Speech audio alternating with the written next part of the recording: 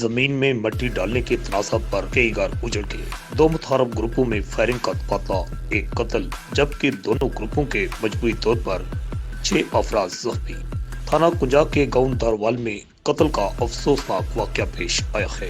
नवाही गांव दारवाल में मुतारफ ग्रुपों के दरमियान जमीन में मट्टी डालने के तनाज़ा पर फायरिंग हो गई, जिसके नतीजा में फायरिंग की जद में आकर 55 साल तारक मौके पर जिंदगी की बाजी हार गया, क्योंकि गोलियां लगने से 39 साल शौकत अली, 21 साल गजफ्फर, 48 साल अजहर, 32 साल जकाउल्ला, 33 साल दिलावर और 57 साल खालिद जख्मी हो गए।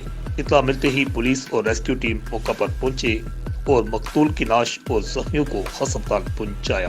पोस्टमार्टम के बाद तारक की नाश पुलिस के हवाले कर दी गई। पुलिस ने नामजद मुल्ज़मान के खिलाफ मुकदमा दर्ज कर लिया। पुलिस ने मुल्ज़मान की गिरफ्तारी के लिए छापे मारना शुरू कर दिए। रिपोर्ट अल हिजाज न्यूज़, गुजरात।